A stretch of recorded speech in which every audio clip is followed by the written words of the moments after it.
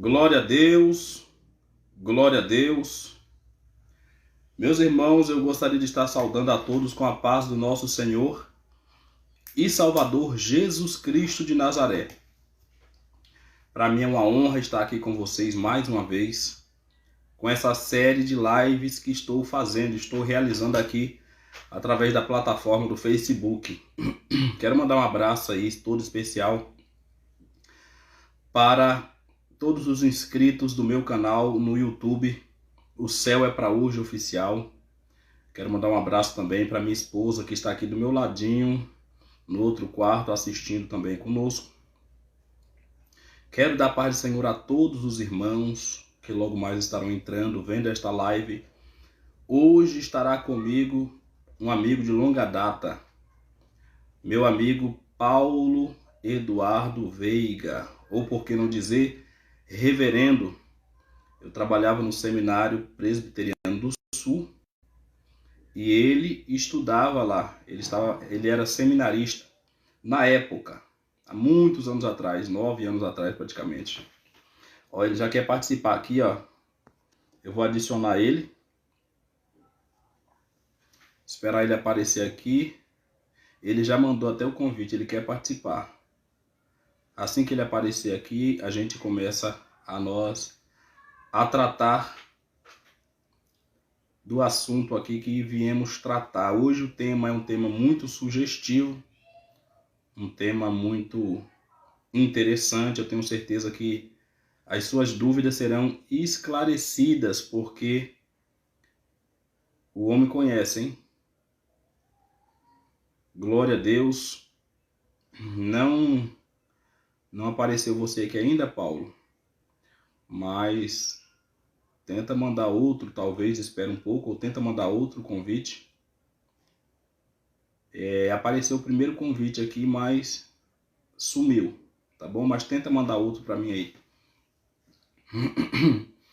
Os temas que iremos tratar hoje fala sobre púlpito brasileiro, fala sobre pré, pós e mesotribulacionismo, fala sobre dízimo, fala sobre pastorado feminino e também fala sobre o que é a marca da besta.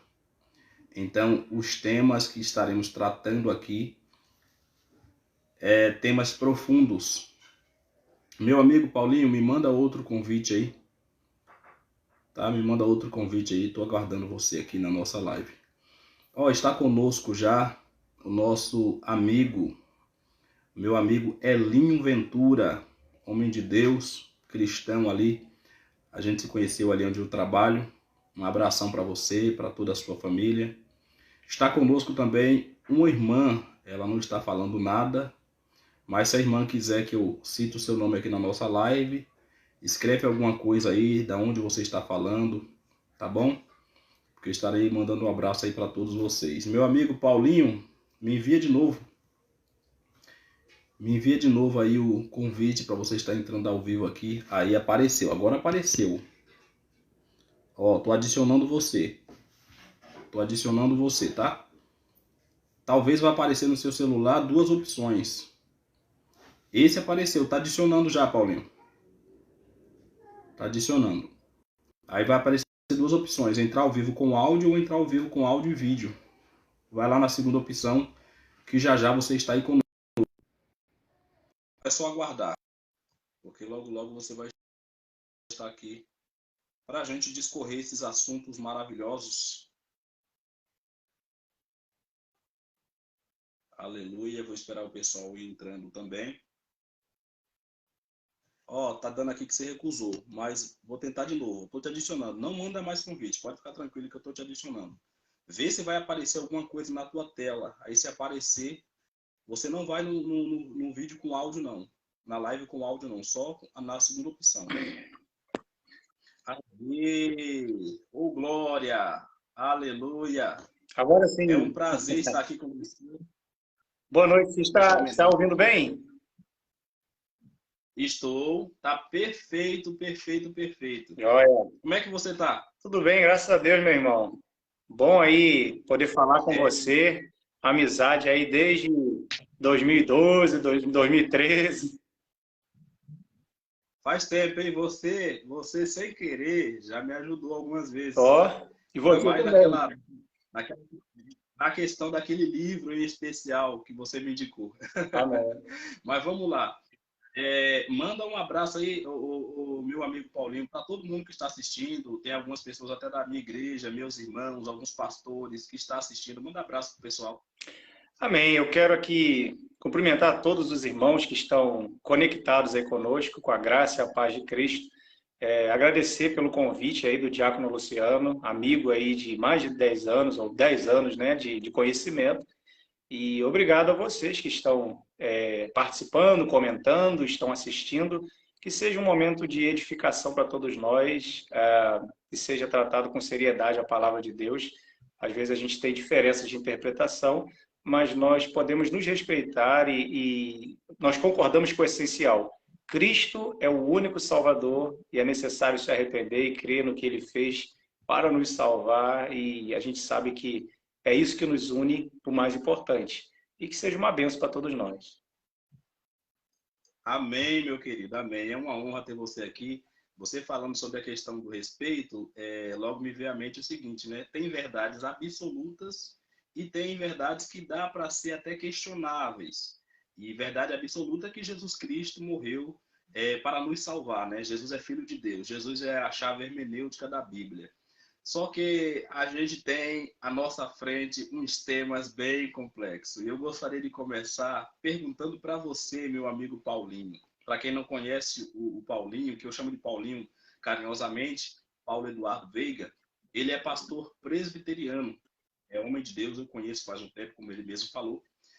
E os temas que a gente vai discorrer, eu gostaria de dar a primeira pergunta para ele. Eu gostaria de falar para você, Paulinho, o que é que você está achando da questão do púlpito brasileiro, a questão do coach, a questão do evangelho triunfalista, essa nova forma de pregação, essas palestras e, mais do que isso, o teor dessas ministrações. Como que você está enxergando esse cenário que está diante de nós, a qual muitas das vezes eu consigo compreender que foge um pouco do evangelho pregado por Jesus? Porque quando a gente percebe que Jesus estava ali pregando o evangelho, curando, libertando, salvando, fazendo milagres, maravilhas, o povo estava com ele. Mas quando ele falou, quem não comer da minha carne e não beber do meu sangue não tem parte comigo, o povo falou, não, mas isso é duro demais, quem pode ouvir? Aí saíram, cada um foi voltando para sua casa. E eu acho interessante que Jesus não para falar, não, volte amanhã que eu vou trazer uma palavra mais light. Não, hoje eu não estou muito legal. Não, Jesus chega para os discípulos e fala assim, vocês também querem ir? Ou seja, a porta da rua é a serventia da casa. Então, como que você está enxergando tudo isso? Na verdade, a pergunta acaba sendo um pouco ampla pelo fato de envolver o púlpito brasileiro, né? E como eu não sigo assim muitos pregadores na internet, e costumo mais assistir pregadores da linha que eu abracei teologicamente, teologia reformada, Reverendo Augusto Nicodemos, Heber Júnior, Hernandes, Felipe Fontes, Emílio Garófalo. Eu não sei muito a respeito de outros pregadores, mas como a gente sempre tem amigos que seguem esses pregadores e às vezes postam uma frase ou um pedaço lá de uma mensagem de algum pregador coach, eu vejo isso com preocupação, porque essa visão sobre a condição do ser humano, que é ensinada pela nossa cultura, em nossa cultura, pela psicologia moderna, é totalmente contrastante com relação ao que a Bíblia ensina a respeito da natureza corrompida do ser humano, da queda no pecado. Então, esses defensores aí do pensamento positivo, da autoajuda, ensinam que o homem é naturalmente, intrinsecamente bom e que ele pode encontrar dentro dele mesmo os recursos para resolver os seus problemas e ser feliz aqui. Aí está a questão. O homem está no centro, ele vai encontrar nele mesmo todos os recursos para superar suas tristezas, frustrações, seus desafios e ser feliz no aqui e agora. Isso é totalmente contrário ao evangelho.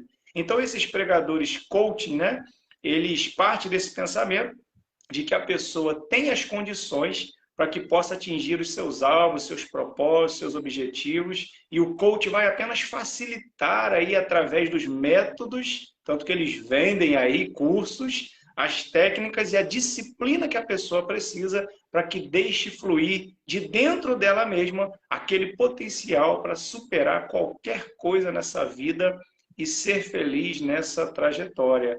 E isso vai totalmente ao contrário do que é o Evangelho. Porque, primeiro, se a gente esperar em Jesus só nessa vida, Paulo ensina que nós somos os mais miseráveis de todos os homens. E a presunção de dizer que o homem é capaz de fazer alguma coisa sem o auxílio da graça e da misericórdia de Deus é uma coisa lamentável, mas muito comum aí em nossos dias. E a gente tem que estar alerta sobre esse tipo de pregação, né? A gente precisa voltar ao verdadeiro evangelho, porque o quadro que a Bíblia vai pintar é que o homem está em inimizade contra Deus, que a sua natureza é totalmente corrompida, que ele vive em fraqueza e insuficiência espiritual, e dessa forma ele está debaixo da culpa e debaixo da ira de Deus e sujeito à condenação. E isso me fez lembrar num livro que eu li chamado O que Fizeram do Evangelho, de David Nicholas. Deixo aqui até a indicação de leitura. O que Fizeram do Evangelho, David Nicholas.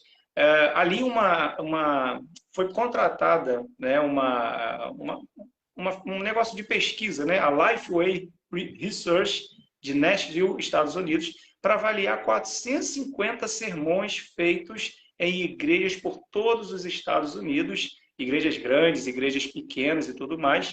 E a avaliação era para saber se os pastores sabiam anunciar o evangelho de forma completa, se eles estavam de fato pregando o evangelho. E o resultado é assustador, porque 86% dos pastores mencionou pelo menos um dos pontos das más notícias sobre a realidade humana e alguma coisa sobre as boas notícias do que Jesus fez, mas apenas 6% explicaram e aplicaram todos os pontos do evangelho. Então, isso vai significar que 94% dos pastores estavam apresentando uma figura incompleta da obra de Deus a nosso favor através de Jesus. E acredito que se fizer uma pesquisa como essa no Brasil, sem dúvida, o resultado não vai ser muito diferente, não. Estão pregando outro evangelho, ou diluindo o evangelho, pregando autoajuda, confissão positiva, batalha espiritual numa visão distorcida. Então, precisamos voltar ao Evangelho. Fica aí a dica, o que fizeram do Evangelho. Eu vejo com preocupação o púlpito brasileiro. É interessante o que você falou, porque quando você fala sobre a fala do apóstolo Paulo, né, sobre se esperarmos Cristo apenas nesta vida, nós somos os mais miseráveis dos homens. Então, você abriu um leque interessante. A questão das palestras motivacionais, a questão do coach, a questão até mesmo de pregações que aparentemente são voltadas para Cristo, na verdade, estão voltadas para finanças, estão voltadas para prazeres, estão voltadas para coisas que acabam aqui nesta terra. Eu sempre falo, Paulinho, o seguinte, o grande problema do nômade, o grande problema do peregrino, é que ele começa a se acostumar com a estadia, com o lugar onde ele está. Então, o peregrino, ele é um andarilho. Só que quando ele começa a gostar da pousada onde ele parou, do lugar onde ele está visitando, ele começa a esquecer o ponto aonde ele precisa chegar. Então, basicamente, é isso que está acontecendo com o evangelicalismo brasileiro. Estão mudando a verdade em mentira. Eu acredito que estão até maquiando aquilo que não poderia ser escondido. Estão escondendo o verdadeiro evangelho. E quando eu falo sobre a questão de esconder o verdadeiro evangelho, eu não coloco a culpa apenas na liderança. Porque eu sempre falo que as pessoas que estão dentro de uma igreja onde não se prega Jesus e essas pessoas se sentem confortáveis, o alvo dessas pessoas não é Cristo. Porque sabemos o seguinte, que o próprio Senhor falou que aqui na terra não é o nosso lugar de descanso. É claro que Deus dá riqueza. Eu sempre falo, né, a questão do dinheiro. O dinheiro não é a raiz de todo mal. As coisas que tem na terra não é do mal. Porque Deus nos deu para que pudéssemos usar. Agora, o grande problema é quando o dinheiro, ele sobe para o coração. Do bolso, ele passa para o coração. O dinheiro não pode ficar em coração. Coisas da terra não podem subir para o coração. Então, quando a verdade de Deus é mudada em mentira, nós temos o que está acontecendo aí. Não somente no Brasil. Eu falei sobre a questão do púlpito brasileiro, mas o alvo é muito mais abrangente. Isso aí está mundial. As pessoas hoje em dia nem acreditam mais que Jesus vai voltar. O próprio Senhor diz, né? Quando o Filho do Homem vier, será que existiria ainda fé na terra? E a fé que Cristo está falando ali é a fé salvífica.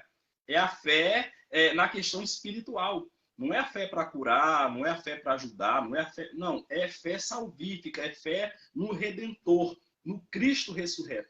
E já entrando nesse tema, eu gostaria de perguntar para você a questão de algumas linhas de interpretações que nós temos. Eu tenho certeza que nós divergimos nesse ponto, mas nós somos irmãos. Somos irmãos. Mas, assim, como os meus convidados têm total apoio, têm total liberdade para expor aqui a sua visão, eu gostaria de saber se você é pré-tribulacionista, pós-tribulacionista, ou você defende um meso-tribulacionismo. Bom, vamos lá. Durante muito... E por quê? Claro, durante muito tempo eu fui pré-tribulacionista, né? Eu acreditava como a grande parte dos evangélicos nesse país. Até porque eu não conhecia as outras linhas de interpretação. Então, qual é a visão pré-milenista, até para, de repente, clarear algumas pessoas que não estão familiarizadas com esse termo? A questão é, quantas vezes Jesus vai retornar? E muitos irmãos entendem que ele não virá somente uma vez, né? A segunda vinda de Cristo vai ter duas meias vindas, né? E boa parte dos cristãos acredita na questão do arrebatamento secreto da igreja, que se dará antes da grande tribulação. Então, Jesus tira a igreja da terra para ela não enfrentar a grande tribulação.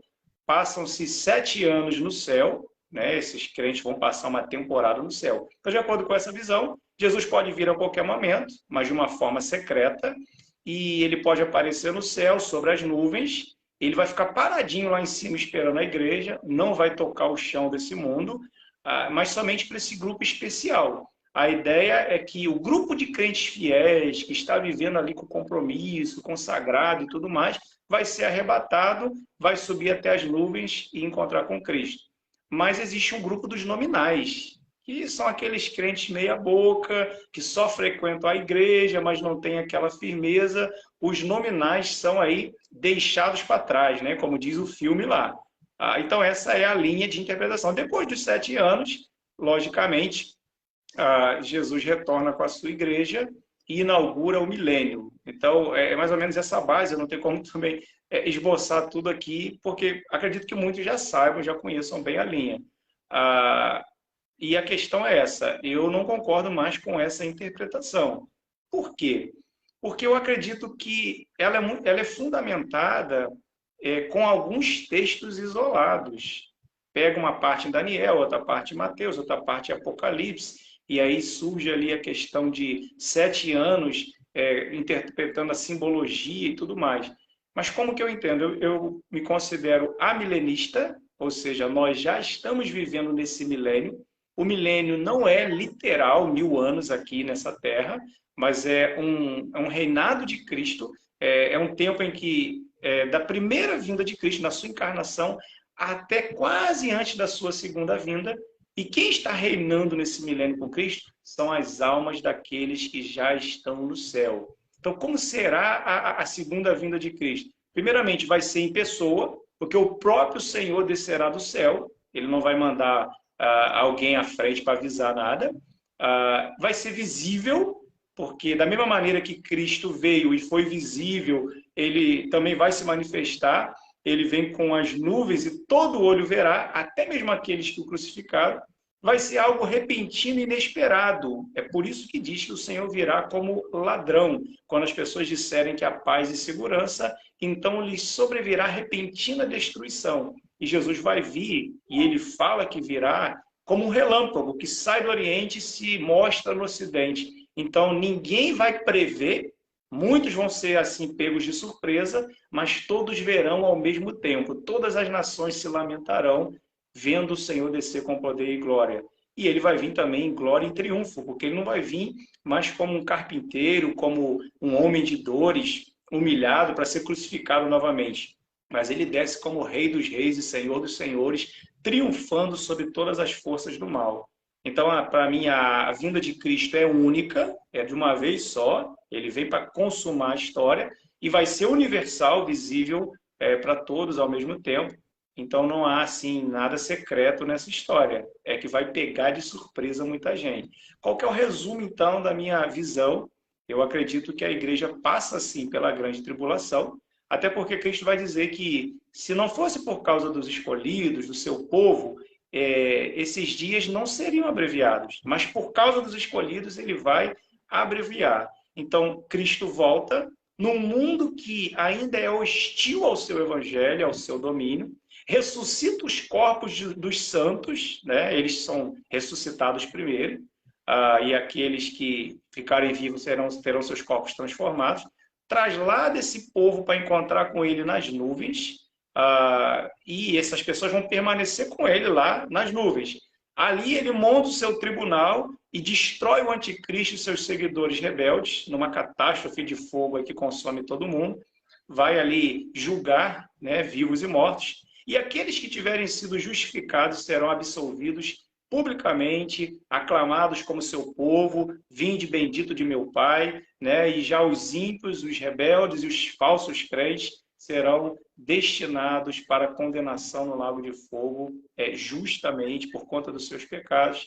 Jesus, então, cria novos céus e nova terra, restaura aí todas as coisas, remove os efeitos da maldição do pecado sobre toda a criação, e a igreja passa a reinar com Cristo após esse momento.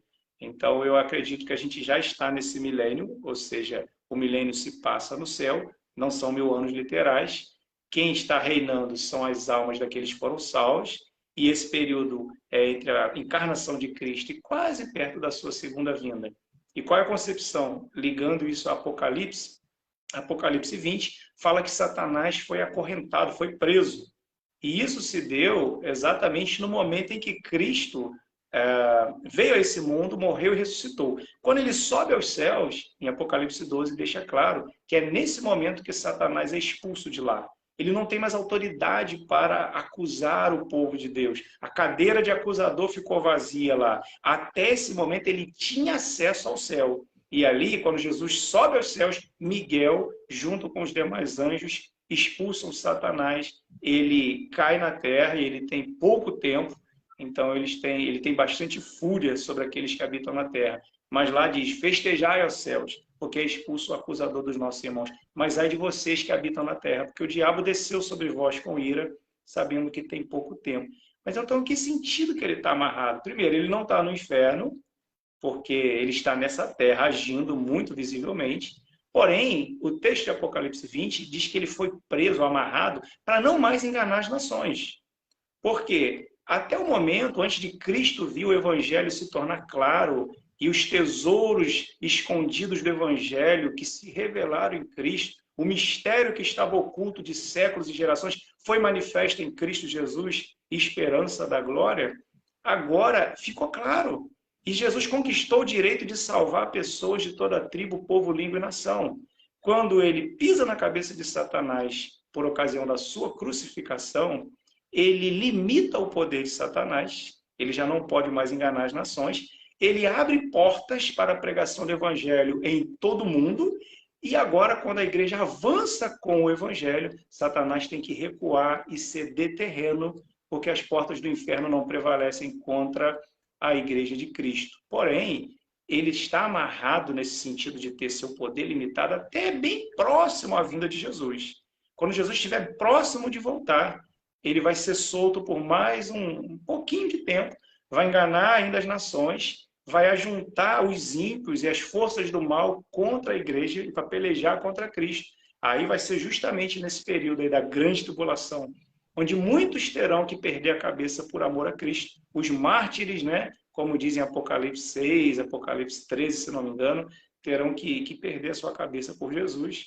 Mas aí quando parecer que a igreja está destruída, que a igreja já está assim, massacrada, que acabou a igreja como instituição, aí religiosa, o Senhor Jesus volta triunfante e ele não luta mais nada. A cena lá parece que vai ter uma grande batalha, mas não acontece uma batalha, depois é só corpos espalhados, o sangue jorrando para tudo que é lado e Cristo triunfando vitorioso, porque ele venceu, foi na primeira vinda, ele só vem para consumar a sua vitória. E aí eu não consigo entender assim um milênio terreno, como o pré-milenismo vai defender, pelo seguinte fato: se Cristo voltasse com pessoas com corpo glorificado, para misturar com gente aqui na Terra que não teve corpo glorificado, e depois de tudo que ele sofreu e venceu, já está entronizado como Rei dos Reis, Senhor dos Senhores, ainda ter que enfrentar nesse milênio oposição de forças do mal, não faz sentido pela história da redenção.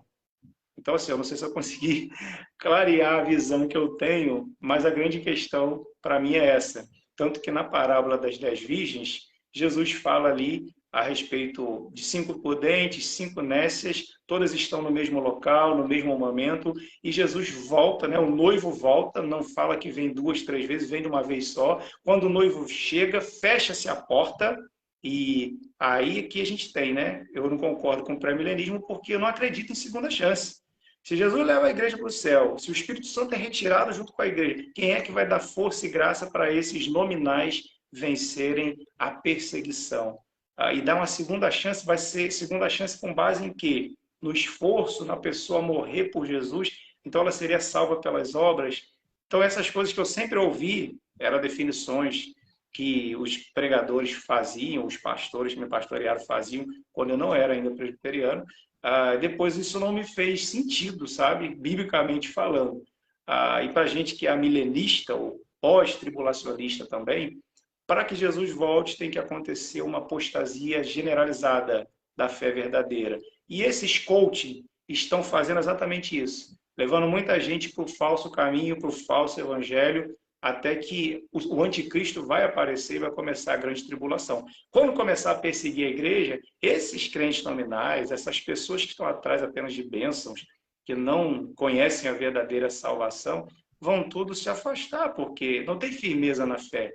E esse momento vai ser, então, a última rebelião contra Cristo, mas quando ele vier, os ímpios, né, que foram mortos, que já tiverem mortos, também serão ressuscitados para julgamento. E aí, na minha concepção aí, bíblica, interpretação, vai ter essa ressurreição geral para que o Senhor venha julgar, né? E assim vai ser a última hora, o último momento. A gente já está vivendo essa última hora, no caso, e só aguardamos o retorno de Cristo por fechamento num evento único e final. Essa é a minha visão.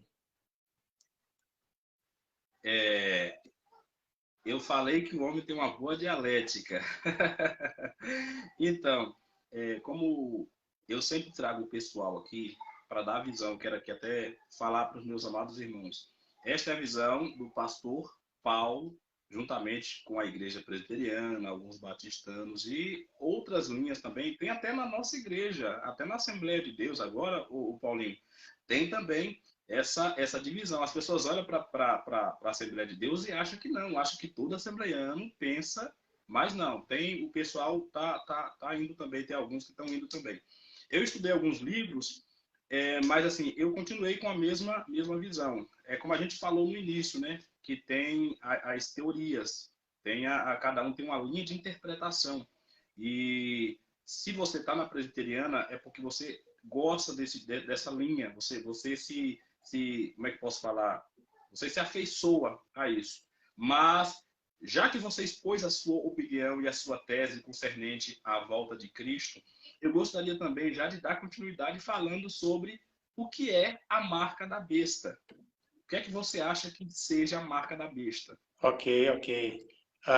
Você só me propôs perguntas fáceis, né? Eu até brinquei com você quando você me chamou, né? Que eu falei, dura coisa pediste, né? São assuntos assim bem densos, né? Eu acho assim, daria para fazer uma live por cada assunto desse, né? Talvez. E só para assim fechar o assunto de milênio, de pós-tribulacionista, eu me tornei milenista antes de ser da igreja presbiteriana. E curiosamente, há irmãos, pastores presbiterianos que são pré-milenistas, né? Então não é o geral, mas a boa parte é realmente a milenista. E eu me tornei por leitura antes mesmo de ser da Igreja Presbiteriana. Mas eu sei que acho que todas as linhas de interpretação, pré-tribulacionista, pós-milenista, amilenista, todas elas têm pontos fortes e fracos, e dá para você pegar pelo pé numa coisa e outra. Ninguém pode ser conclusivo em tudo, né? E, na verdade, a gente só vai saber quando acontecer mesmo a segunda vinda de Cristo, né? Eu sempre falo, Paulinho, que independente se é antes, se é durante ou depois, o importante é que Jesus vem. Exato. E você está com a vida santificada, né? Para recebê-lo, não é isso? Com certeza. Então vamos lá. Sobre a questão da marca da besta, né? Isso se encontra lá em Apocalipse 13 e fala do número 666, que é o número de um homem, e fala sobre receber aí o sinal, né? Na mão ou na fronte. E o entendimento, cara, é que a besta já estava em ação desde a época de João, né? Ou seja, sempre há anticristos, pessoas que se levantam contra o verdadeiro evangelho, que negam a Jesus, que perseguem a igreja. Então, o espírito do anticristo, né, da besta, já estava em ação na época de João. Os crentes lá que receberam essa carta, né, esse livro de Apocalipse, enfrentavam muitos desafios para poder viver a sua fé, né? Porque se eles não participassem de culto ao imperador, não participassem daquelas agremiações comerciais que tinha muita bebida, prostituição, idolatria, eles não podiam, às vezes, ter os seus lucros, vender os seus produtos. Era uma forma de perseguição à igreja naquela época. E alguns achavam normal. E Jesus vai confrontar ali nas igrejas, as 7 igrejas do Apocalipse, alguma coisa nesse sentido, de tolerar o mal, de tolerar certas coisas. Então, na minha concepção, nos meus estudos aí, eu percebo que a besta já estava em ação na época de João, quando ele escreve. Ali você vai ver em Apocalipse 13, 2 bestas, representando o governo mundial opressivo ao povo de Deus, e você percebe que a primeira besta usa a tática de oprimir, né? E a segunda, a tática do engano. A segunda besta seduzirá o mundo inteiro para adorar a primeira besta. Mas vamos então aí à sua pergunta, a questão dessa marca da besta. Temos aí o enigmático número 666. Mas você percebe que não é um número separado, tipo 666, 666, mas um número composto, uma soma que dá 666. E a gente sabe que há muitas teorias a respeito dessa marca, a respeito desse número. Muitos vão associar algum tipo de parafernália ou tecnologia, como chip, cartão, código de barras, biometria, Pix agora, né? Será que é o Pix e tudo mais? E vídeos e mais vídeos surgiram na internet dizendo que já tem um chip pronto, se que é injetado no corpo da pessoa só cabe na mão direita ou na testa, se remover esse chip, né, por meio de uma cirurgia, solta um líquido e mata a pessoa, infecta o corpo da pessoa inteira e só cabe ali na mão direita ou na testa. E diz então que esse chip, né, já está aí correndo, já está sendo feito, vai ser produzido de repente por uma grande multinacional. Agora, muita gente se arrepia só de pensar nisso e que isso pode acontecer. Agora, isso pode acontecer de você ter que colocar todos os seus documentos num chip e colocar na sua mão, na sua testa implantado. Pode acontecer isso e não significar nada. Por que que eu digo? Porque a marca ali, na minha concepção, no que eu tenho estudado, é uma marca de adoração ao diabo. E Russell Shedd diz que a marca da besta é símbolo de você pertencer à besta ou aceitar a sua autoridade. Então, testa e mão seriam no seguinte sentido. Na testa fala dos pensamentos, fala aí de ser dominado pela ideologia e seguir ali o espírito que atua nos filhos da desobediência. E já a mão fala das ações que estão submetidas ao poderio do mal. Então, quem recebe a marca da besta é um adorador das trevas, um adorador de Satanás, seguindo o padrão desse mundo e de Satanás. Quando você lê o Apocalipse, você percebe que os salvos também têm uma marca ou um sinal, a marca do Pai, do Filho e do Espírito Santo.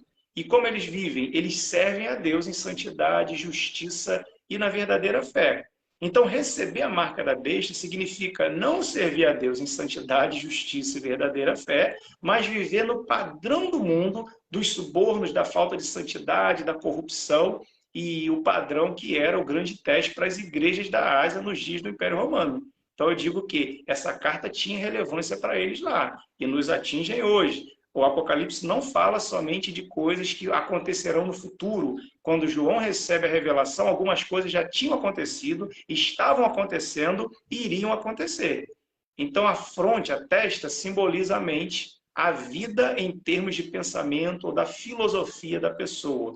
E a mão direita refere-se aí às suas obras, ação, comércio, indústria e todas as ações que vão contra a própria palavra e a Igreja de Cristo. Pode falar.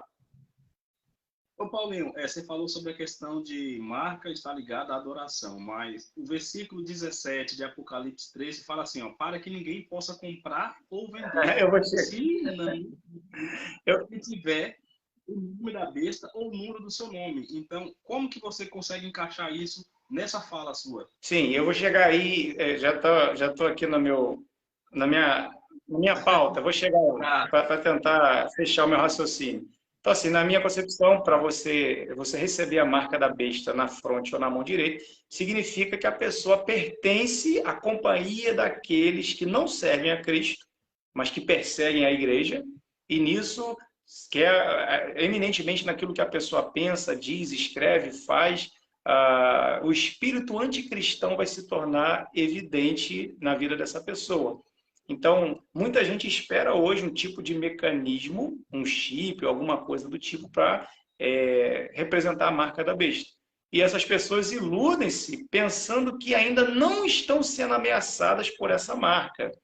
Eu já acredito que a marca da besta está mais ligada, de fato, a uma ideologia, porque você percebe hoje tantas ideologias no nosso país e pessoas indo ao extremo para defender o político A, o político B, para defender aquele grupo que está se sentindo injustiçado, que luta pelos seus direitos, e se você disser que não concorda, você é taxado de fóbico ali e tudo mais. Então, o mundo está cercado por ideologias. E você percebe cantores, né, evangélicos indo cantar em igrejas. A gente sabe que Deus não está aprovando esse tipo de igreja que defende essa pauta aí.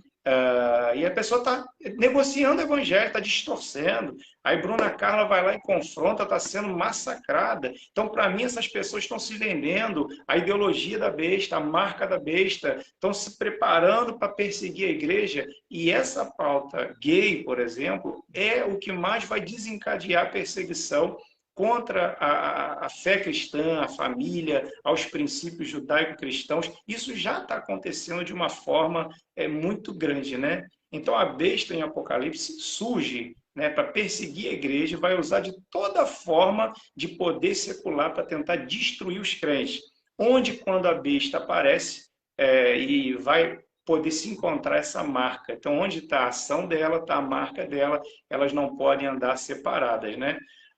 Então, eu disse que a besta já está em ação desde a época do apóstolo João. E na minha cabeça, né, na minha interpretação, no que eu estudei, tanto a marca da besta quanto a marca de Deus, o sinal de Deus na vida do povo dele, são coisas simbólicas, né? Para mim, assim, a marca é entendida, bem entendida, em termos de lealdade. Seja você ser leal a Deus e aos princípios da palavra, ou você ser leal ao diabo. E aí um professor que você conheceu lá no seminário, doutor João Leonel, você deve lembrar, no comentário dele sobre Apocalipse, ele fala assim, na verdade, carrega a marca da besta aquele que se sente fascinado pelo estilo de vida de uma sociedade materialista e sensual, aquele que idolatra uma ideologia, qualquer que seja, aquele que se coloca como centro de sua própria vida, desprezando os demais seres humanos à sua volta. Aquele que se deixa guiar cegamente por políticos e governos, sejam totalitários ou pseudo-democráticos. Todas essas opções existenciais e, na realidade, de fé, quando se tornam senhoras de nossa vida, nos marcam com o sinal daquele que está por trás delas, né? O diabo. Aí você falou sobre comprar e vender.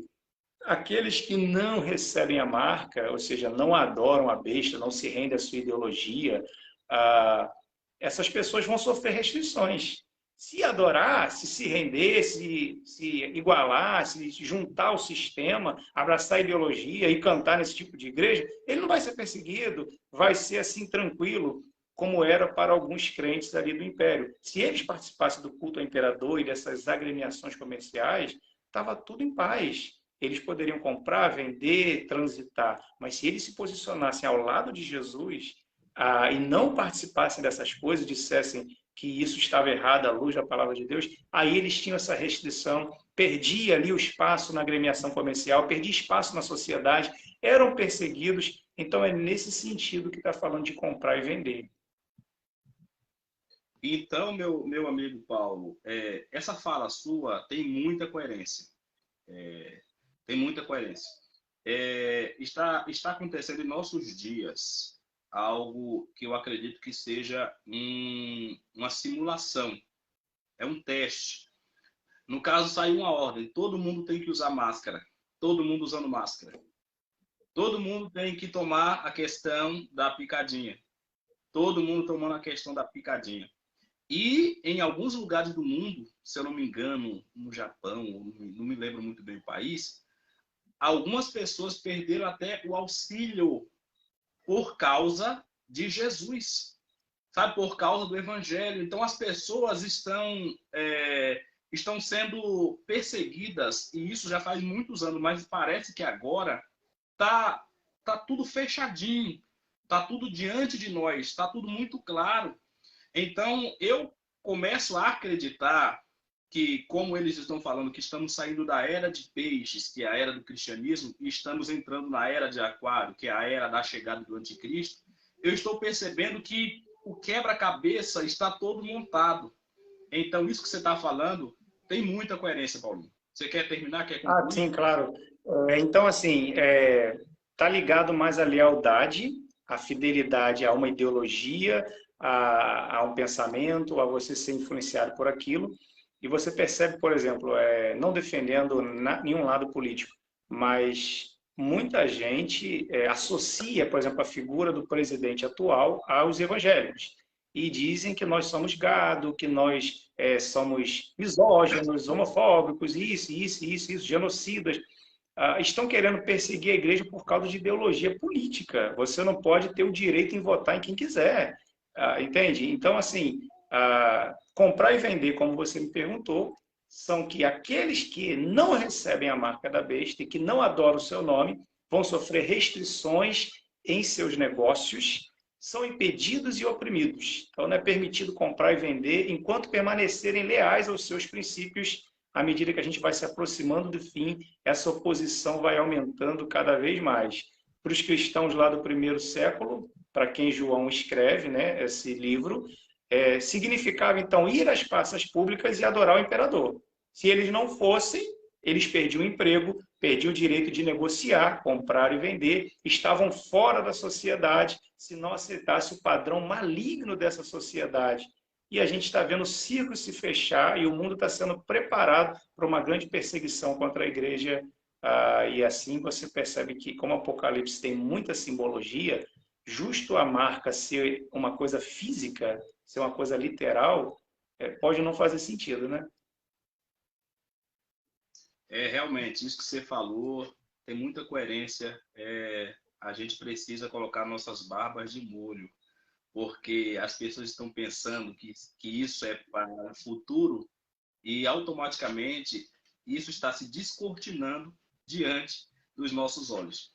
Eu gostaria de mandar um abraço aqui para minha irmã Ana Maria, que está dando uma boa noite aqui aos meus amados irmãos. Um forte abraço, meu querido irmão Luciano. Um abração, mano. Amo você. Meu amigo Wellington também está conosco. Está conosco também a Rosa Neuza. Minha sogra. Milton, né? Milton Hilbert, meu Milton pastor. Hilbert, Wilson Castro, Inácio do Rio Branco, Wendel Barbosa, Gelsinel, Elinho, e minha esposa Natália. Então tem bastante gente aqui com a gente. Um abraço a todos aí, muito obrigado. Vamos agora partir para um assunto um pouco mais tranquilo. A gente já passou aquele período um pouco nebuloso. Vamos passar agora. Vamos falar acerca do pastorado feminino. Talvez é mais tranquilo, porque também é pedreira. Vamos falar sobre a questão do pastorado feminino. Você acha que pastorado feminino encontra amparo na Bíblia ou não? Me fala a tua resposta aí. E por que você defende a tua linha? Bom, primeiramente eu quero deixar claro que eu sou a favor do ministério feminino. Entenda bem, ministério feminino, mas não do ministério feminino ordenado. Então, acredito aí que as irmãs, as mulheres, têm um papel essencial na igreja. Você vê no Antigo Testamento a profetisa Hulda, a profetisa e juíza também, Débora. Quando você vai para o Novo Testamento, você percebe que várias mulheres serviram a Jesus, sendo fiéis, com os seus bens, seguindo. Foram elas que as primeiras a saberem da ressurreição e anunciarem que Cristo tinha ressuscitado. Estavam com ele ali todo o seu ministério.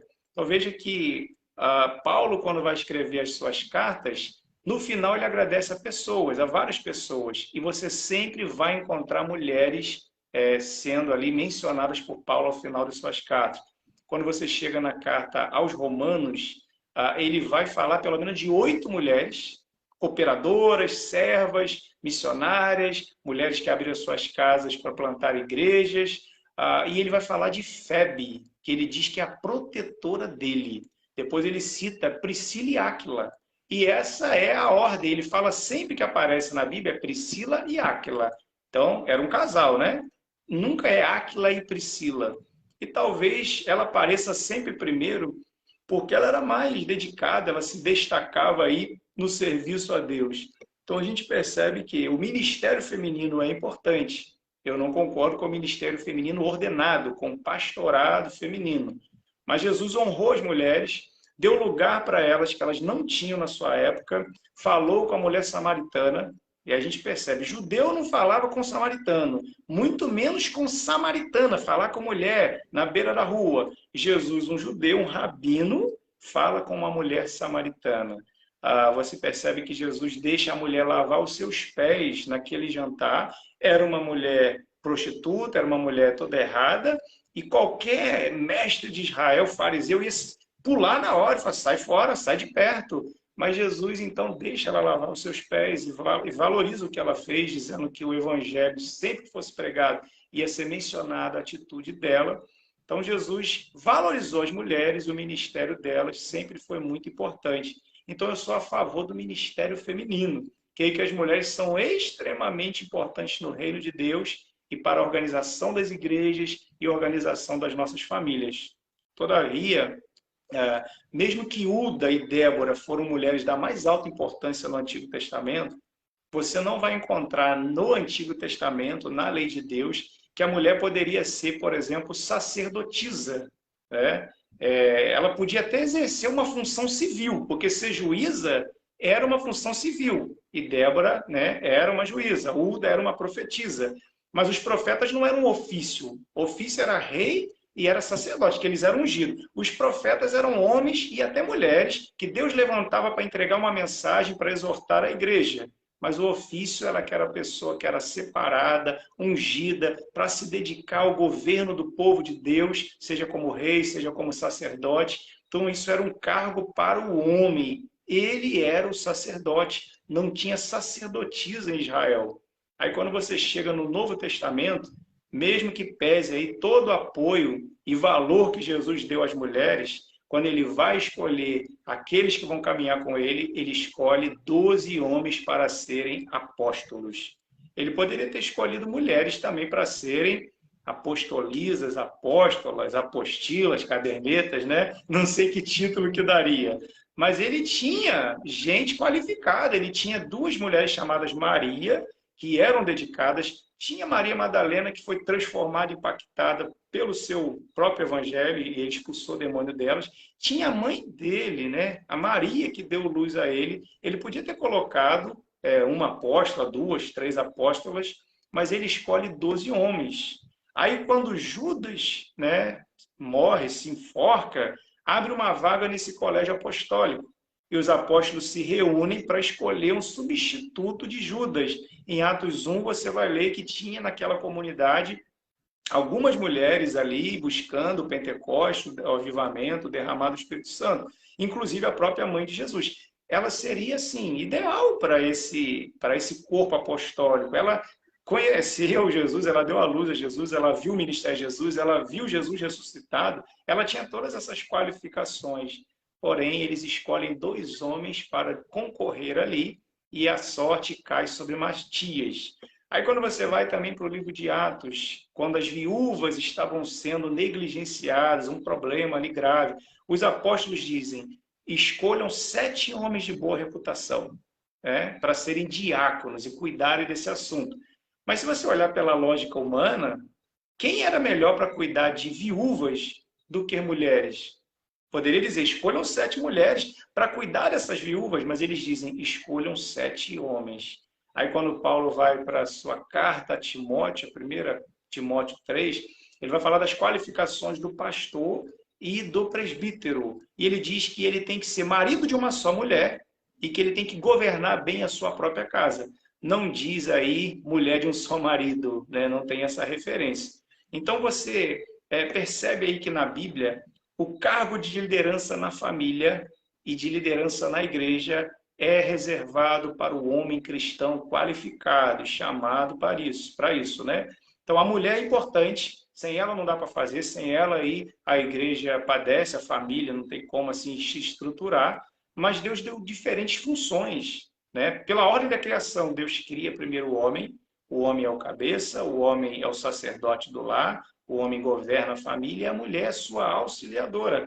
Não é que ela seja inferior, eles são iguais diante de Deus, mas os seus papéis são diferentes. Não pode a mulher fazer o papel de homem e o homem fazer o papel de mulher. Você percebe assim que Deus deu ao homem a masculinidade, a tomada de decisões, e a mulher é mais frágil. É isso que a Bíblia diz. Você imagina um homem tendo uma criança e tendo que cuidar de um bebê frágil, com a nossa brutalidade. Não daria certo. Então, assim, Deus já fez as estruturas conforme o papel que iria desempenhar, e esses papéis são aí complementares, né? Então, as mulheres, muitas vezes, são até mais capazes e melhor formadas que a gente. Estudam muito, há doutoras, há teólogas, há mulheres que pregam muito bem, melhor que muitos homens, que são zelosas na visitação, só que não é a função atribuída a elas pastorear a igreja. A liderança da igreja é um papel para o homem cristão qualificado. Não há como a gente justificar aí o pastorado feminino biblicamente. Pela Bíblia você não vai ver nenhuma pastora. Não tem uma proibição, por exemplo, né? Qual é o versículo que diz que não pode? Não tem um versículo que diz que não pode, mas também não tem nenhum versículo que diz que pode. Quando você lê 1 Timóteo 2, de 11 a 15, Paulo diz assim, não permito que a mulher ensine e exerça a autoridade de homem, porque primeiro foi formado Adão, depois Eva. Não é que a mulher não pudesse ensinar nada, elas ensinavam seus filhos. Elas são ali orientadas na carta de Tito, às mulheres mais velhas ensinarem as mais novas, né? Só que ela não pode exercer a autoridade, ensinar como tendo autoridade sobre o homem, sobre o rebanho. Então, essa passagem de 1 Timóteo 2, de 11 a 15, logo depois é seguida pelas qualificações dos presbíteros, dos diáconos e dos pastores. Então, a liderança estabelecida por Deus sobre a igreja é masculina, e Paulo vai se remeter ao Éden. Não é uma questão cultural dizer assim, na época de Paulo era machismo, na época de Paulo a mulher não era valorizada. Não, ele fala, primeiro foi formado Adão, depois Eva. Ele usa o argumento da criação, da ordem da criação. Então não era uma questão cultural. Você indo para 1 Coríntios 14 também, Paulo fala que a mulher precisava aprender silêncio e perguntar ao próprio marido em casa. Não é também que a mulher não possa falar nada na igreja, mas ela não pode ensinar no sentido de ter autoridade, pastorear o rebanho. Essa que é a grande questão. Porque você vê na igreja de Corinto que as mulheres cobriam a cabeça com véu e podiam orar. Elas profetizavam, elas entregavam mensagens de Deus para a igreja. Então, elas não estavam caladas de todo, elas não podiam exercer essa autoridade de ensinar como pastoras na igreja. Aqui está falando do exercício público de ensino autoritativo. É isso que era proibido para elas, mas elas precisavam cumprir a sua função.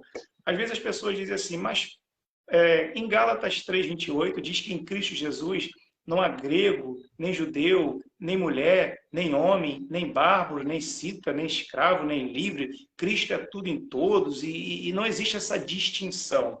Só que esse texto não está falando para apoiar, por exemplo, o pastorado feminino. Paulo está falando que a salvação atinge todas as classes de pessoas. Não tem nada que impeça a pessoa de ser alcançada porque ela é mulher ou porque é homem. Então, aqui está dizendo isso, mas não está falando em termos de serviço. Não está eliminando essa ordem da criação, por exemplo. E aí uma coisa que é muito comum em nossos dias, e já tem um bom tempo, é que a mulher de pastor é considerada pastora. Ela nunca estudou nada e vão lá e consagram também porque o cara é pastor. Só que não existe essa história, né? Uma vez que o cara é consagrado a pastor no ministério, a mulher vem a reboque e também vai ser pastor. Isso aí é invenção humana, não tem base bíblica também. Você vai ver que não há menção de pastoras na Bíblia. Você tem ali a pastora, mas é de ovelha, de animal. Isso aí não dá base.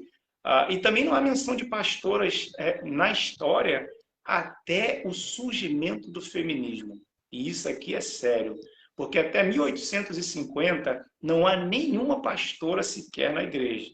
Só que em 1848 acontece a primeira reunião feminista em Seneca Falls, lá nos Estados Unidos, e aí elas estão reivindicando um monte de coisa, isso acontece numa igreja metodista.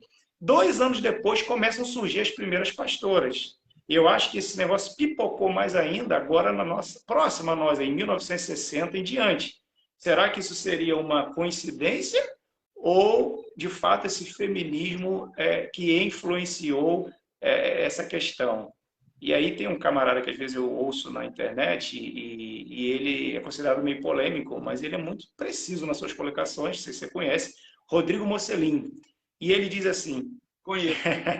onde há uma pastora, há um homem frouxo que ordenou essa mulher por sucumbir à cultura e rejeitar a ordem natural de Deus. Então, ou seja, onde há uma pastora, há um homem frouxo que ordenou essa mulher por sucumbir à cultura e rejeitar a ordem natural de Deus.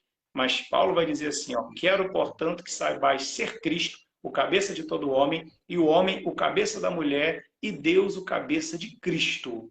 Aqui está falando da posição, da autoridade, do chamado. Então, onde há uma pastora, há uma ordem criacional que foi invertida aí na versão atualizada para poder agradar o feminismo, né? Então, assim, para mim tem mais base no feminismo do que em qualquer outra coisa. Não há uma base bíblica. Só que alguns podem dizer assim, mas então a mulher tem que ficar só cuidando de criança? O que a mulher vai fazer na igreja? E tem a piada machista do pastor que vira para os outros e fala assim, olha, eu vou dar mais espaço para as irmãs lá na igreja. Ah, é mesmo? O que você fez? Eu ampliei a cozinha. Então, assim, isso é machismo, não tem nada a ver. A mulher pode ser missionária, a mulher pode ensinar outras mulheres, a mulher pode administrar e ser até uma tesoureira, pode auxiliar diáconos, pode auxiliar nas visitas, no aconselhamento, na visitação em hospitais. A mulher pode fazer uma gama de coisas. Não existe somente o pastorado, né? O pastorado é um dos ministérios, mas são vários ministérios na igreja, principalmente fora da igreja. Então, eu acho que, por causa da omissão masculina, a gente vive uma geração que está muito omissa, né? Os homens são omissos, há muito mais mulheres do que homens na igreja, e muitas vezes os homens são paradões, não assumem a sua responsabilidade, não querem cargo, não querem compromisso, só que a mulherada toma conta, porque, em geral, elas são zelosas, elas são trabalhadoras, elas se esforçam, tem aí na Assembleia o círculo de oração, está lá o povo orando de tarde, de manhã, visitando, então acaba dando essa margem. Mas eu não concordo com o ministério feminino ordenado, mas somente o ministério feminino. E aí eu quero indicar aqui um livro, né? Por que o ministro deve ser homem? É uma pergunta, né? De Douglas Wilson. Por que o ministro deve ser homem? uma pergunta. E vídeo aqui, tem 2 vídeos interessantes. Qual o nome, Hã? qual o nome do autor? David? Não, o nome do autor é Douglas Wilson. Douglas Wilson. Wilson, por que o ministro deve ser homem? Uma pergunta, né? E vídeos aqui, assim, eu admiro muito e vejo como um cara muito sério, e eu acredito que ele é muito também ouvido e admirado por assembleianos, o doutor Augusto Nicodemos, né? Então, 2 vídeos dele, Feminismo e Pastoras, é um vídeo, e o outro é 20 perguntas sobre pastoras, presbíteras e diaconisas. E aí tem mais de hora que ele vai explicando cada uma dessas perguntas aí. Dá para você, quem está ouvindo aí, assistindo, aprofundar mais no assunto e se posicionar, né? Eu estou aqui dando meu parecer, né? Muito bom, Paulo, muito bom. Eu concordo em gênero, número e grau. Eu já ouvi muitos pastores, até pastores respeitados, falar o seguinte: se uma mulher foi a ferramenta usada por Deus para que o Filho de Deus fosse gerado no seu ventre, o que ela não pode fazer? Eu ouvi pastores de renomes respeitados falar sobre essa questão. Porém, como você bem disse, não se trata do que ela foi agraciada para fazer. Se trata se tem na Bíblia alguma palavra que mande ela fazer. Ou seja, ela pode até ter sido agraciada, porque ela foi mesmo. Se eu falar para você que Maria não foi agraciada, eu estou mentindo. Maria foi agraciada, abençoada. Mas a questão do pastorado, não tem como eu tentar encontrar algum texto bíblico para dizer que é aceito, porque não é aceito. E eu quero falar uma coisa para você aqui. Eu acredito que na queda do homem, porque quando Adão peca, e é interessante que quando Deus vai conversar com Adão, Adão chega e fala assim, ó, a mulher que tu me deste, me deu fruto e eu comi. Ou seja, ele coloca a responsabilidade na mulher, ele perde a autoridade, é a primeira coisa que acontece com Adão. Adão, quando ele desobedece, primeiro ele se esconde, ele já perde a autoridade de se posicionar. Então, é o que a Bíblia fala, se os homens não clamar, as pedras clamarão. Ou seja, se você não vestir tua calça, tira ela e dá para uma mulher vestir. É tipo isso. Se você não tomar autoridades, não se posicionar, então, no caso, vai ficar uma lacuna aberta. Porém, a autoridade de pastorado, eu não encontro na Bíblia em lugar algum uma mulher tomando essa autoridade.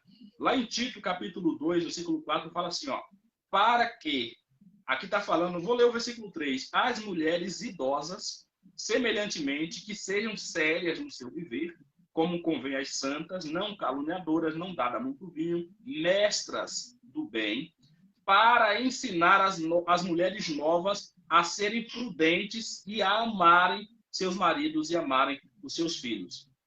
É o único versículo que eu vejo na Bíblia falar que a mulher deve ensinar, mas deve ensinar outra mulher a amar os seus filhos, a amar os seus maridos.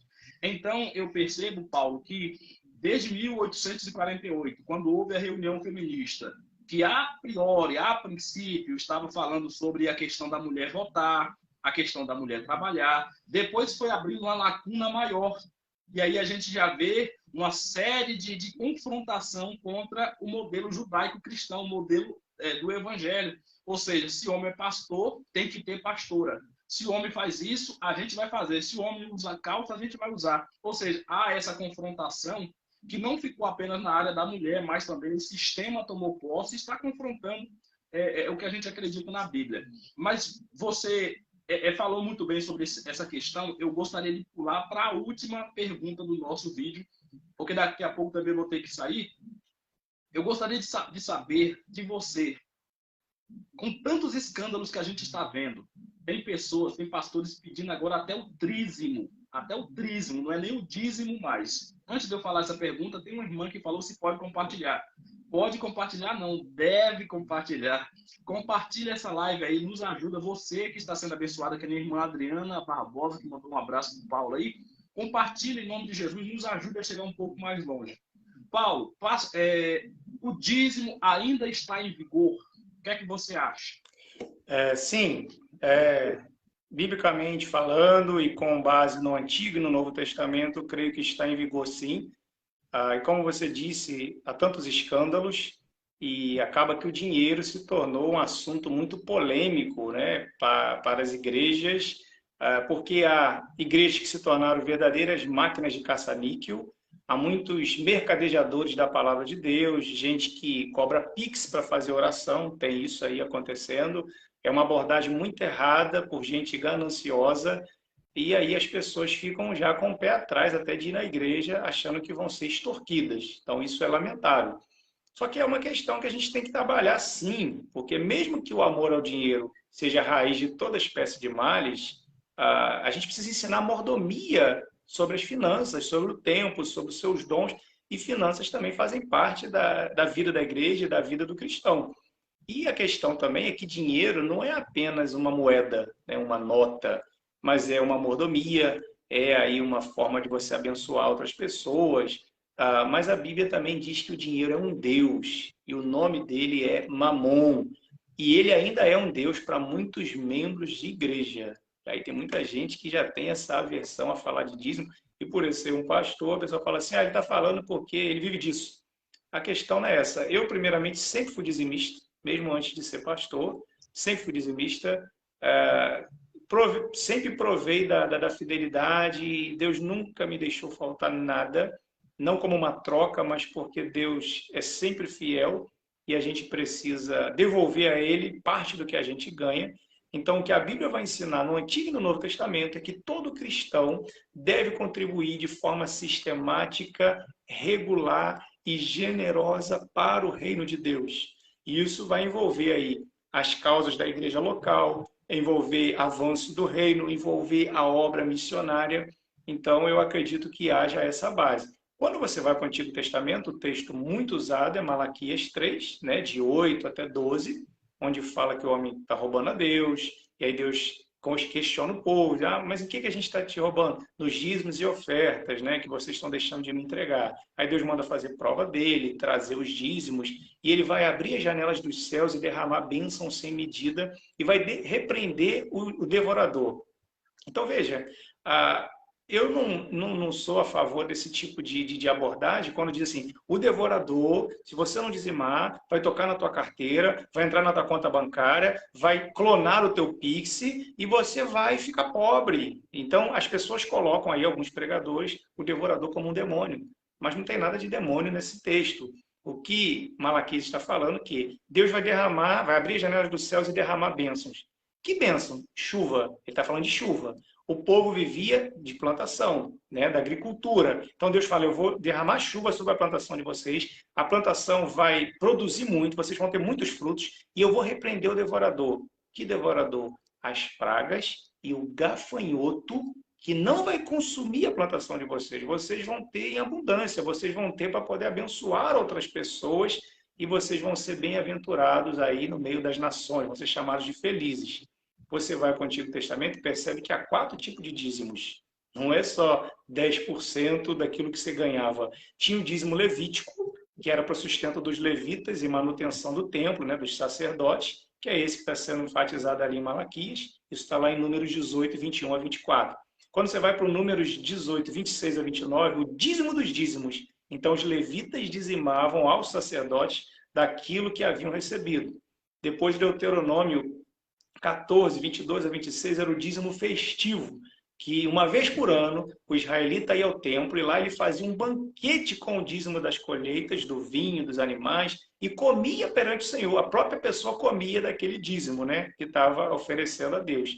E tinha o dízimo diaconal, está lá também em Deuteronômio 14. Então, a cada 3 anos, o israelita separava 10% de tudo que tinha, saía pelas ruas procurando pobres, viúvas, órfãos, necessitados, reunia todo aquele povo e comia com eles, dando sustento aos mais pobres. Então, tinha 4 tipos de dízimos, né? E que eram praticados uma vez por ano, a cada 3 anos, mensalmente e por aí vai. Então, fica evidente aí, né, que os dízimos no Antigo Testamento eram em espécie, em animais e cereais. Por isso que fala, trazei todos os dízimos à casa do tesouro. Honra ao Senhor com seus bens e com toda a primícia, todas as primícias da tua renda. Provérbios 3:10. Então, o propósito disso era para o sustento dos levitas, sacerdotes, manutenção do templo e também para cuidar dos pobres e necessitados. É isso que a gente aprende ali no Antigo Testamento. Mas alguém pode falar assim, mas isso é Antigo Testamento, é lei, nós estamos debaixo da graça. Mas, estudando bem o Antigo Testamento, o contexto das cartas e o que foi abordado ali, a gente percebe que o dízimo continuou a ser um sistema de contribuição nesse período neotestamentário. E quais seriam aí as evidências? Primeiro, porque era uma prática antes da lei de Moisés. Não era lei especificamente. Por quê? Abraão deu o dízimo a Melquisedeque. Jacó também, em algum momento, teve que dar o dízimo. Então, isso remonta a 400 anos antes da lei de Moisés. Foi antes da lei. O que a lei de Moisés fez? Apenas normatizou e regulamentou a prática do dízimo nas 4 formas que eu disse, porque Israel estava se tornando um estado, uma nação ali estabelecida, com fronteira geográfica, templo, sacerdote, rei, tinha um local central para adoração, então era necessária essa regulamentação. Mas dízimo é antes da lei, é desde Abraão e Jacó, ali 400 anos antes. Jesus, quando vai ensinar a respeito disso, ele confronta os fariseus e diz para eles, ai de vocês, porque vocês dão dízimo da hortelã, do endro, do cominho, do coentro, dessas hortaliças todas, né? E vocês desprezam o importante, né? O que é muito importante na lei. Vocês desprezam o amor, a justiça, a misericórdia. Mas ele diz, vocês têm que fazer essas coisas sem omitir aquelas. Ou seja, ele não diz assim, vocês têm que parar de dizimar e só praticar a justiça, o amor e a misericórdia. Ele não abole, ele não critica o fato deles estarem dizimando, mas diz, vocês têm que ir além do dízimo, vocês têm que praticar o amor, a justiça e a misericórdia. Então, não foi abolido por Jesus de maneira nenhuma. Os judeus na Nova Aliança, ali na Igreja Primitiva, guardavam muitas práticas judaicas ali, e que não eram contrárias ao cristianismo. Então, eles iam ao templo, eles iam orar 3 horas da tarde, né, na hora nona. Paulo fez um voto, tudo coisas ali do Antigo Testamento. Mas o que foi abolido, então, no Novo Testamento? Sacrifício de animais. Porque Jesus é o Cordeiro de Deus, sacrificou uma vez só, aboliu esse sacerdócio de Arão e aboliu o sacrifício de animais. Também aboliu a ideia de que sacerdotes humanos eram mediadores entre Deus e os homens, porque Jesus é o sumo sacerdote para sempre, segundo a ordem de Melquisedeque, então acabou também essa linha sacerdotal. Então, a maneira óbvia de os cristãos judeus do Novo Testamento contribuírem era essa forma costumeira, dar o dízimo que eles já conheciam. Então, quando Paulo escreve as epístolas, ele não trata disso. Por quê? Ele escreve muitas coisas nas cartas para corrigir problemas, pecados, negligência do povo. Se tivesse problema com contribuição, ele falaria disso. Vocês estão sendo infiéis. Então, ele não precisou tocar no assunto, porque já era uma coisa natural. Mas aí pensa, qual que é o propósito disso no Novo Testamento? Se no passado era para o sacerdote, levita, para o templo, para os pobres, né? Para o Novo Testamento, a gente tem o sustento dos apóstolos, né, na era do primeiro século, depois presbíteros, pastores dedicados integralmente ao trabalho missionário. Você vê que Barnabé vende uma propriedade, deposita o valor aos pés dos apóstolos para sustento da igreja, dos mais necessitados, porque havia ali a distribuição diária para as viúvas. Os crentes pobres da Macedônia levantam oferta para ajudar os crentes pobres da Judéia, e Paulo também fazia coletas e arrecadava ofertas para ajudar as igrejas por onde passavam. Então, no Novo Testamento, dízimo não é lei. Ninguém vai ser amaldiçoado com as maldições da lei. Mas dízimo é graça. É uma forma de gratidão. É uma expressão de que você reconhece que Deus está suprindo as suas necessidades e você oferta isso como uma graça. Então, veja que o sistema dizimal do Antigo Testamento atende perfeitamente às prescrições das contribuições do Novo Testamento e é um referencial de contribuição para a igreja no Novo Testamento. Eu li um artigo do Timothy Keller que ele fala que o dízimo é como se fosse um piso, um teto base ali para você ter uma contribuição já generosa, mas se você pode, se você está com a vida organizada, você ir além. Porque se você só dizima, você está no nível dos fariseus, porque eles eram dizimistas. Você tem que transbordar e ir além. investir nas causas missionárias, investir em causas locais, ajudar os pobres e necessitados à sua volta. E com certeza, Paulo vai falar nas suas cartas que Deus concedeu uma graça de generosidade às igrejas pobres da Macedônia, que na sua muita prova de tribulação transbordou em generosidade. Então, o que falta nos nossos corações como igreja, muitas vezes, é mais da graça de Deus. Que quando você está transbordando da graça, você passa a ser mais altruísta, você passa a ser mais mão aberta, você entende que mais bem-aventurado é dar do que receber, que é uma palavra de Jesus. E que o seu tesouro não está nessa terra, mas está nos céus. Então, a gente precisa pensar que, aos olhos de Deus, há muitos pobres homens ricos e há muitos ricos homens pobres. Eu prefiro ser como a igreja de Esmirna, pobre, né, materialmente, mas rica espiritualmente, do que ser como a igreja de Laodiceia, pobre materialmente e rica, né, rica materialmente, mas pobre espiritualmente. É o contrário, né, Esmirna e Laodiceia. Eu quero ser rico para com Deus, como Paulo fala, eu quero juntar um tesouro no céu, e isso envolve aí o investimento no reino de Deus em vários sentidos. Então, para mim, atende, continua valendo e eu sou dizimista.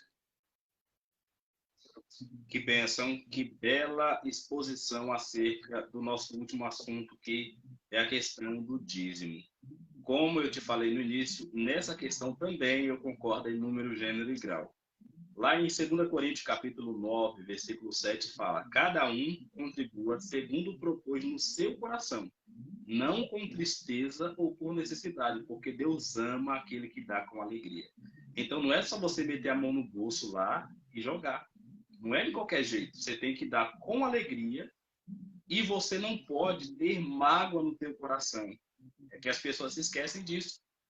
A Bíblia fala o seguinte, que se você tiver um dinheiro para dar na oferta, para dizimar, e você se lembrar que tem uma questão para resolver, alguma coisa mal resolvida, você tem que deixar a oferta e se reconciliar ou resolver aquela sujeira que está debaixo do tapete. Depois você vai e dizima com tranquilidade. Por quê? A grande questão é que as pessoas, elas só veem o que está aqui nas mãos. Só vê o Luciano dizimando, só vê o Luciano pregando, só vê o Luciano fazendo, porém não vê o que está aqui dentro. Então é por isso que Jesus fala, a Bíblia diz, né, que Deus não vê como vê o homem. O homem vê o que está diante dos olhos. Deus, ele olha para o coração. Então não é porque você é bonitinho, porque você é perfeitinho, não.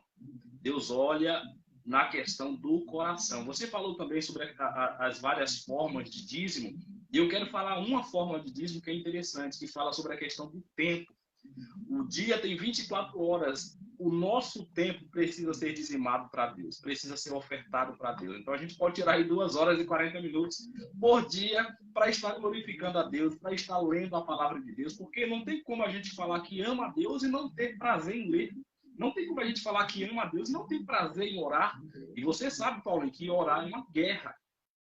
Por que orar é tão... Orar não é fácil. Se eu falar para você que orar é fácil, eu estou mentindo. Orar cansa joelho, olhar, dá fadiga, dá tanta...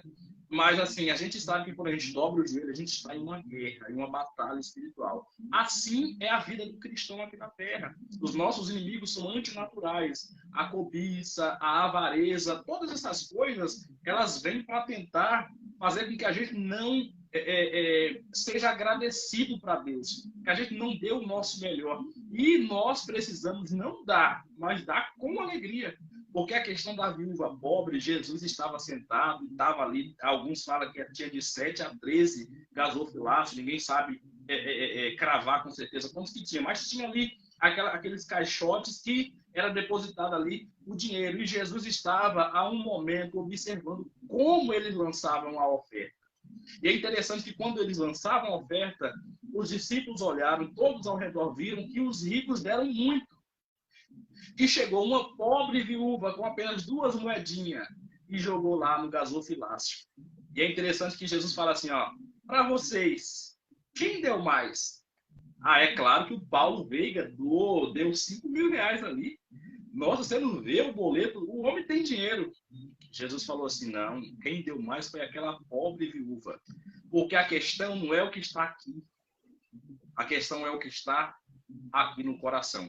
Paulo, eu quero agradecer de coração mesmo. Essa live foi uma live muito boa, muito proveitosa.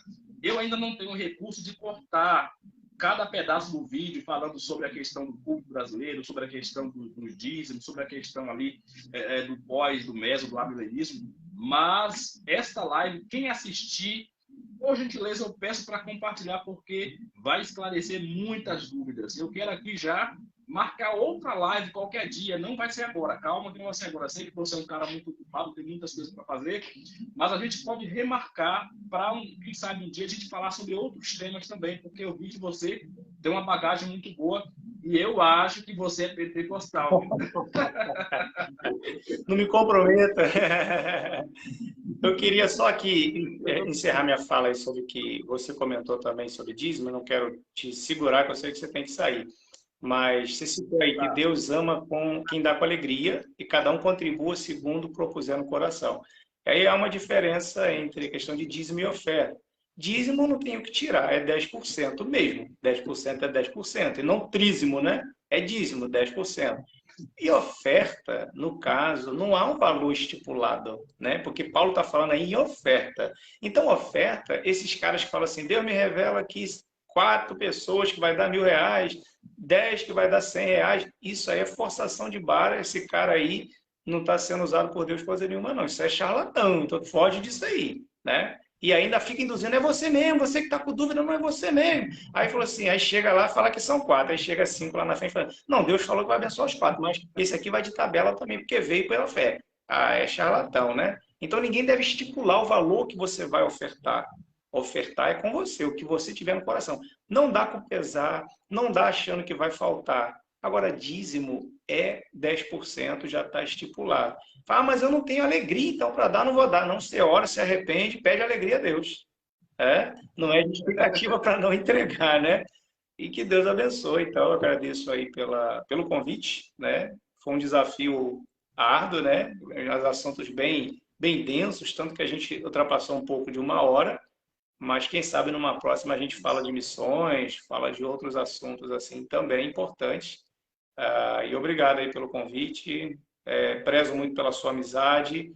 Somos aí amigos de uma década e que Deus nos abençoe. O essencial nos une e quando Cristo voltar, se é antes, depois, no meio da tribulação, é importante que a gente esteja com as nossas vestes brancas, né?